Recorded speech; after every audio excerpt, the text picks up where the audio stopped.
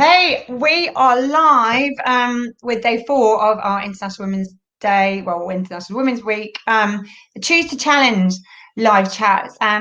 This morning's one is probably the most controversial one, and actually I've gotten a few arguments with people who have said, why are you having her on and why this?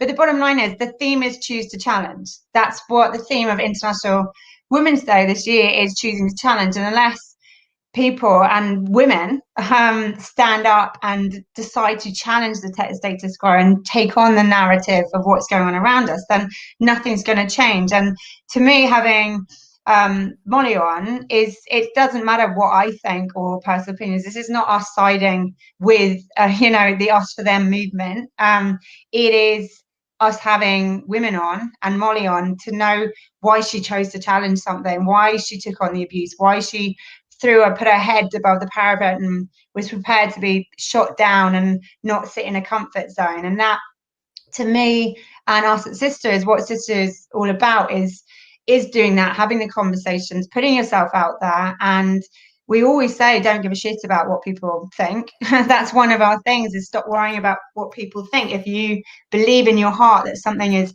right and every bone in your body believes that something's right, then get out there and fight it. And that's why I thought, when we were picking the guests for who to have on, Molly, was one of the first in my mind, because she's probably, in the last year, is a woman out there.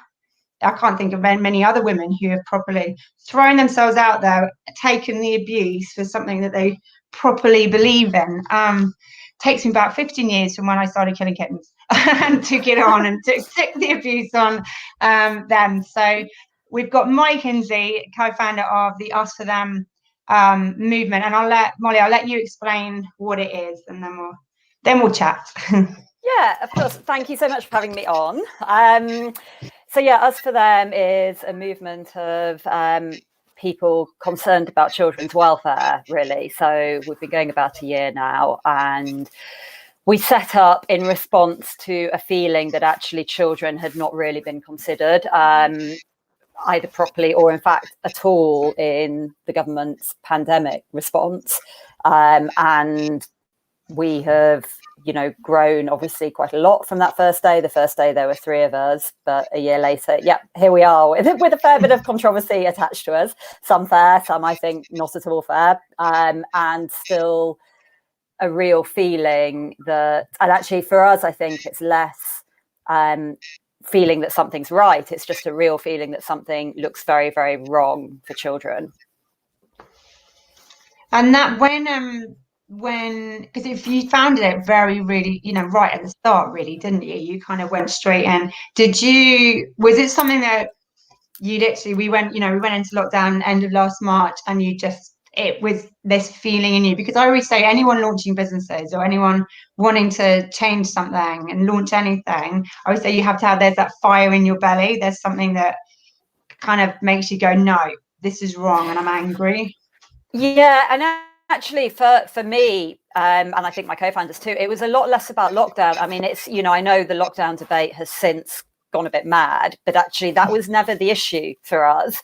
It was purely child welfare. So the moment that did it was, I at the time I had a 3-year-old and a 6-year-old, and there was this photo going around the internet of, do you remember that it was French school children sat in 2-meter square boxes in a French playground, but they were like 2 or 3-year-olds all by themselves. And I just looked at it and I just thought, oh my God, are we seriously going to do that to kids?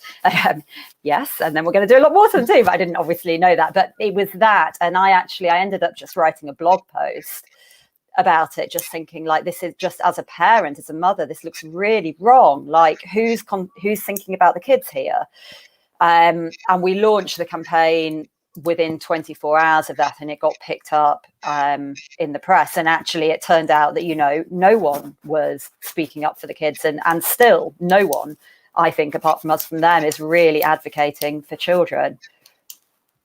And that then the main bits, so the main bits with us, then, what are the main things you are campaigning on at the moment? Yeah, so I mean, obviously the first and the campaign that's dominated a lot of the kind of the news stuff has been getting kids back to school. So that's one. Obviously, kids are now back in school. I guess for us, it was never getting kids back to school at all costs. It was also contrary to what people say. It was never getting kids back to school without any safety measures. Of course not. It was just, COVID measures need to be safe for children too. They need to be proportionate and they need to be sensible. And I guess where we are now is we've been left, well, yeah, great, kids are back at school. That's obviously the right place for them to be. But, they are subject to a whole host of measures. And in particular, lateral flow testing and masks, we think are highly objectionable from a child welfare point of view.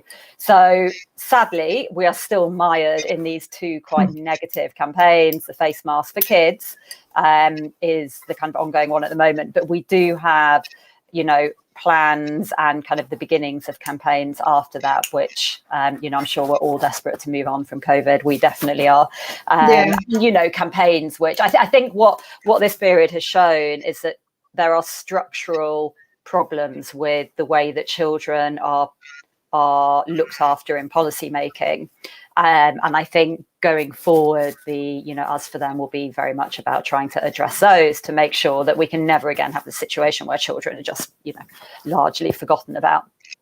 Yeah, and so it's that collateral. In the same way, I always say that it's women and children, isn't it? You go around the world of like war-torn countries or anything that happens, it's women and children that are kind of collateral, and that's one of the things, and we've spoken about it, the effect of women in the last year and working women, and how that effect that is more affected than men, and they taking on the kind of 1950s housewife role whilst trying to have careers and trying to do the childcare and have you that actually is something, as you said, it showed the flaws. Doing what you've done in the last years has kind of shown what's wrong and what actually is needed, and actually think about the children in the same way, at Sistr as well, it's very much kind of actually this can't happen again for working women. It can't. It's shown massive great gaping holes in that side of things. But you're a lawyer. Well, not originally, you are a lawyer. And I'm not actually anymore. No. I was originally back in the day. I was a lawyer. But yeah, no, I haven't practiced for 10 years at least now. So wow. Being a full-time, did you go into full-time mum mode? No, I had a business first, so I was a lawyer, and if you were going to ask, did that shape the thinking? I think it did, actually. Yeah, because you just kind of think, I'm not a lawyer, so I'm not qualified to kind of look at the legal detail, but I know enough, and I practiced for 10 years. So I was senior enough to know that something looks wrong about this decision making, and I still hold that. And now, there are many qualified lawyers saying exactly the same thing. So, but that's a whole different issue. But and then I had I left law to start a business, which is where I guess the kind of the tech side and being able to set something up really quickly came along. But also the other thing in that journey is meeting the two co-founders of UsForThem, because this has never been just me. Even on the first day there were three of us, and it's always very much been a team thing, and we now are supported by a big and really amazing team of thousands and thousands. Yeah. It's like an army, isn't it? We were laughing before this, how disgustingly abusive Twitter is on so many levels. It's like, you've got to see it as a bit of a game. I don't know that's how I've always kind of handled it. And just, it's not personal. You look at it and you just laugh. You just go, how can people be so disgusting? It amazes me. Yeah, it amazes me what people feel they have the license to say. I've been spoken to on Twitter in a way I would never speak to people. And actually, you're like, whatever you think about the rights and wrongs of COVID, about the measures, about masks, like at its heart, we are trying to defend children. And actually, I think things look really quite bad in some ways for kids now. So yeah, the level of abuse does surprise me, but I think you're right. You just don't get drawn in. There's nothing to be won from Twitter fights at midnight after 2 glasses of wine. Bad idea. No, sometimes you go. Sometimes I really want to go for it, and then I look and you're like, they've got 7 followers and they've joined this month, and like, am I really going to get sucked into like this war which will never be won? And they're just, it's like it's sort of, you want to go into like gaslighting mode a bit. Yeah, you have. But on exactly that. So just challenging something and launching something, and part of that is people, when people launch stuff, often they don't, because they're worried of what people are going to think, of judgment, of the backlash, of telling family and friends and them going, no, that's a shit idea, don't do it. What do you think? Have you always had that in you, that sort of drive to get on with it and not worry, or have you had a real like in-depth crash course in the last year of doing it? No, I mean, I guess so I spent the first 10 years of my career in quite big institutions like city law firms, and I guess looking back, I mean, I can't imagine an environment I was less well suited to, and I guess I've always had a bit of a rebel. Probably, I think when it was different. It was different in the context of my last. Well, this is not a business; it's a campaign. But in the context of the business I had, it was very different because we had investors, business plans. I guess it was a lot more thought out. And I suppose, in a weird way, maybe I and my co-founder then were more worried actually about, we listened to a lot of other opinions actually. And it kind of, looking back, I think it took us off track a bit. I think our instincts were probably right.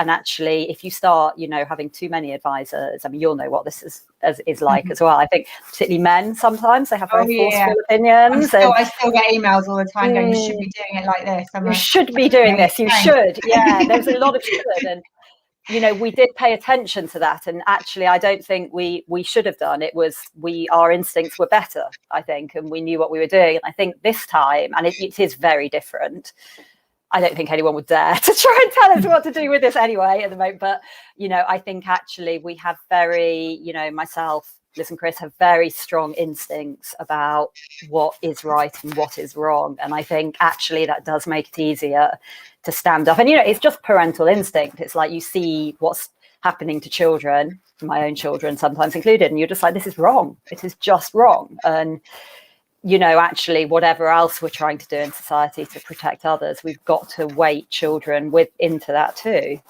And what do you say on that? Because that argument is like, well, but then the children have got to suffer and they've got to do this because you're the whole save the granny kind of side to it. What's your argument, like coming back on that? Because that's the go-to. That's what people say. Well, making the children do this, making them wear masks, making them, keeping them out of school, all this is to protect, is to protect the vulnerable. So which is, it's a strong argument to the face that way, but it is. And look, there's lots of things that we can do, and no doubt should be doing to protect the vulnerable. I think where we have an issue is first of all where the evidence of these things protecting the vulnerable can be limited. So, masks is a very good example of that. Masks for kids in classrooms, there's a big question mark actually about whether that as a measure is effective, but let's assume that it is. Fine. I think where, for me as a parent, I draw the line is when actually we're harming children to protect others. That seems to make no sense. Seems to be very unfair to me. It makes no sense, I think, from a societal point of view, because actually, damaged children are going to be a cost to society later. I feel that it's wrong. I don't feel that we should ask younger people to suffer in that way to protect others, which is a very personal view, and I appreciate others may feel differently, but that is my view on it. Yeah, and as you said, it's mother's intuition, and actually, do you know what? There'll be some mothers who say, "Well, my intuition is the complete opposite." Yeah. But as you said, that every bone in your body and intuition, and your co-founder as well. Has that helped having, because often as well, like not just in this, but in businesses or doing what you do, we always say you need a good tribe around you. You need, you can't do, especially something controversial, you without having the right people around you. So how much has that helped? Do you think you could have done it on your own, or do you really need that? No, absolutely not. I mean, yeah, there's been a tribe is a good way of putting it, actually. I mean, I think it's hard to explain actually how hard in some ways it's been. Like this campaign has been insane almost from the day we launched it. I can count the number of days. I mean, I don't think Liz and I've had a full day off actually for a year now. And it's, it's hours here and there, but it's been mad. It's been a huge burden, and it's been, there's obviously the time burden. There's an emotional thing as well, I think, because you are getting a lot of abuse. You're quite in the public eye, and actually just having co-founders and a team around is invaluable for that. There's someone that's got your back even on the worst of days, and actually it's one of the things I think we feel quite conscious of in this is there's obviously a few of us who are more in the spotlight, but actually it really is, there's a core team of about 20 people now, many of whom are giving up their lives in just the same way we are. And so, yeah, the support is invaluable and the commitment is unbelievable. I've never really experienced anything like it. That teamwork, that's, yeah, it is amazing, isn't it? When you have you're on a mission and you just feel like actually you're doing something. Do you feel, regardless of people's opinions on it, and some people saying what you're doing is completely wrong, others do you feel like actually you're on a proper purpose, like a real mission to actually change the world, to change something?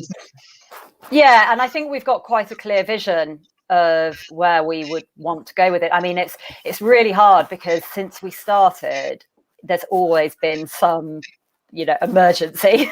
Like we've never been able to really sit down and go, right, what's our next 1 week, 1 month, 6 month plan? What does that look like? What is campaign strategy? Now there's an element of that, but it would be really great to get to a point where there's a bit more breathing space to actually think about what does the medium and longer term look like. And hopefully we are getting there. Hopefully COVID is on its way out. The end is like, yeah, but yes, we do. I think having that sense of purpose has been one of the things that's really held the team together, actually, and certainly kept us going as well. Because do you have days? Because that's the other thing. Like people, no matter what people do, and I find, I think I have most days there's an element, and this is after 16 years of doing stuff where sometimes I think I am so knackered. Why am I bothering? Why am I doing this? Do you have like moments? I bitched at myself out of it really bloody fast, but it's there. Do you get it? Have you had that? Do you sort of every day? What gets you through it? Those kind of feelings of what am I doing? Why am I taking this? Wine? I don't know. No, I mean, I think, you've just.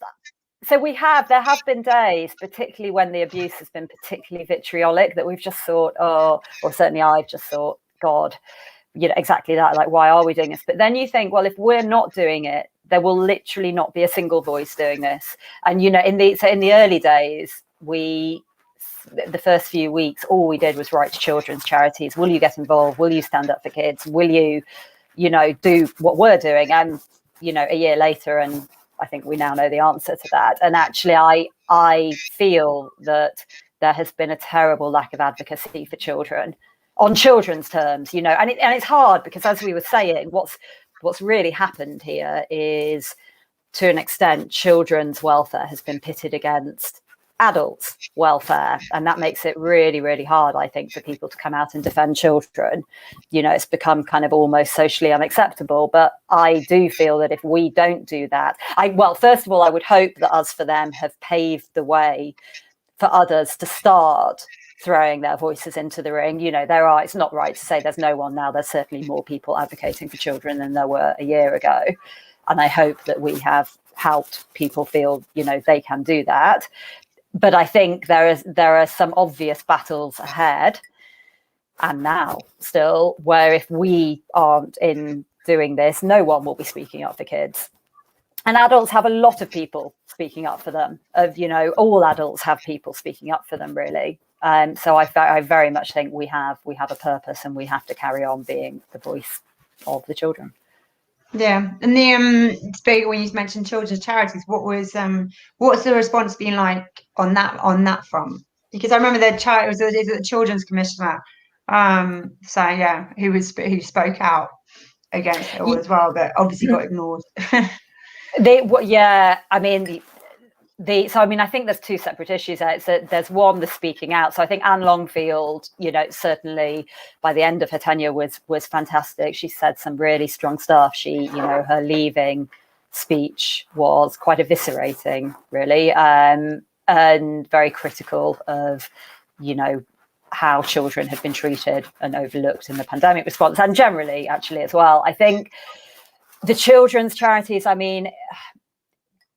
their silence has surprised me, if I'm honest, particularly on the issue of masks, where I think we are beginning to see, quite a lot of evidence, a lot of it peer reviewed now, of what could be serious harm. It feels to me, why aren't people speaking up about this? But that's for them to answer, not for me to opine on. Yeah, and just before we finish this, going back to the general theme of choosing challenge, what's been your biggest challenges, like in your head, to just go for it and keep going, and what are the things that sort of your tips and advice, your daily tips and advice that just to keep going and not give up? Coffee. Literally don't function without 3 coffees a day now, which is a bit of a problem, but anyway. I think a bit of mental space, actually, which is really, really, really hard to do. But I think the times when I have felt most unhinged about this have been when I've ignored what we said 20 minutes ago and got into debates on Twitter very late at night. And there were times, there've been days on this when I've woken up at 3 a.m. and checked social media, and then of course you're up all night. That's just horrific. And I think actually remembering that it is only that you can always put a bit of distance between yourself and what's going on social media, and even in the press as well. Like, there is always an option not to look at the news, not to buy newspapers, and not to listen to the radio. And I think there've definitely been periods when I felt I've had to do that. I think for me, the other thing, and this isn't specific to now, but just anyway, is exercise, actually. And particularly with the kids here as well, we always try to get out just for an hour a day. And you notice it with them as well, it's not rocket science, is it? But it lifts everyone. And I think coffee and exercise. That's probably mine. And then wine in the evening. It's wine in the evening.